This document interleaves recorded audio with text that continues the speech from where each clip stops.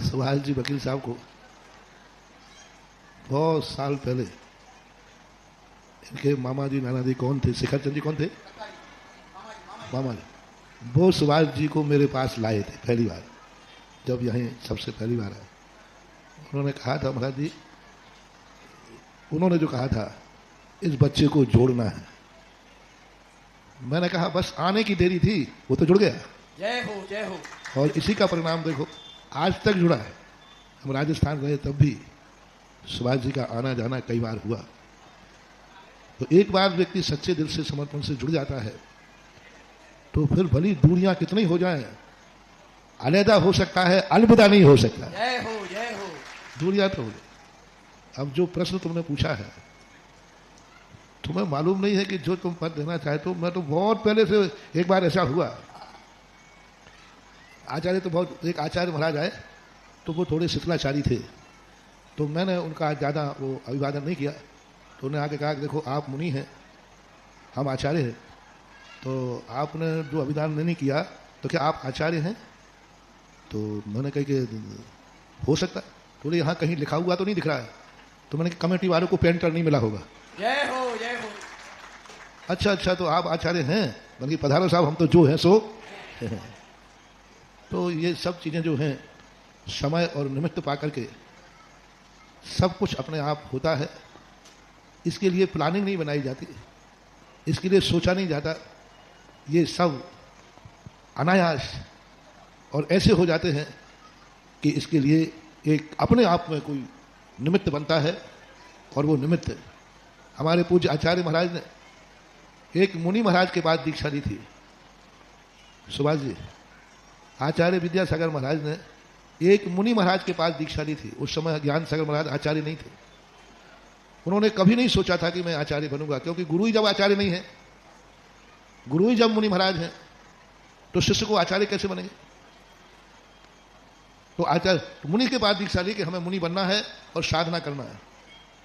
कुदरत ने देखो क्या करिश्मा दिखाया, क्या करिश्मा दिखाया। मुनि अवस्था में मुनि के पास दीक्षा ली, आचार्य बनने की कोई संभावना ज्ञान सागर महाराज की नहीं थी, क्योंकि शिव सागर महाराज ने अपना आचार्य पद धर्म सागर महाराज को दे चुके थे समाधि के बाद, क्योंकि 69 में लगभग उनका समाधि हुई और आचार्य पद धर्म सागर महाराज जी को, पूज्यवर धर्म सागर महाराज जी को मिल चुका था। अब ज्ञान सागर महाराज को तो संघ से आचार्य पद मिलने की कोई संभावना नहीं थी, क्योंकि उनके हाथ बन चुके। और मुनि जी मुनि गुरु मुनि हैं, लेकिन क्या कुदरत ने करिश्मा दिखाया कि सारे भारत के सर्वश्रेष्ठ आचार्य कौन बने? बोलो ना जल्दी। संत शिरोमणि आचार्य विद्यासागर महाराज। उन्होंने भी नहीं सोचा, जनता ने भी नहीं सोचा था, क्योंकि ज्ञान सागर को कभी आचार्य बनना नहीं है, क्योंकि उनका परंपरा में आचार्य बन चुके हैं। एक आचार्य बनना था तो वो बन चुके, धर्म सागर महाराज जी बन गए थे और इनके पास उन्होंने दीक्षा ले ली। उस समय सब पट्टाचार्य मौजूद थे और उनके पास दीक्षा ली उन्होंने। ज्ञान सागर के गुरु मौजूद थे सुभाष जी। जब आचार्य विद्यासागर महाराज ने ज्ञान सागर महाराज के पास दीक्षा ली, उस समय ज्ञान सागर के गुरु जिंदा थे 68 में। अब विद्याधर महाराज, विद्याधर ब्रह्मचारी ने, एक आचार्य जिंदा है, परंपरा के आचार्य जिंदा है, पूज्यवर शांति सागर, पूज्यवर वीर सागर, पूज्यवर शिव सागर महाराज अभी जिंदा है। परंपरा के आचार्य, मूल परंपरा के आचार्य हैं हमारे शांति सागर, शिव सागर, वीर सागर और मूल परंपरा के आचार्य। उन आचार्यों के पास दीक्षा क्यों नहीं ली विद्याधर ने? एक सामान्य मुनि के पास, जिनकी भविष्य में कोई आचार्य बनने की उम्मीद नहीं है, कोई आचार्य बनने की उम्मीद नहीं है और वृद्ध अवस्था अलग है, उनके पास जाकर दीक्षा ले ली। महान आत्माओं को कुर्सी पर नंबर नहीं डाला जाता, जिस कुर्सी पर बैठ जाते वही नंबर 1 हो जाता है।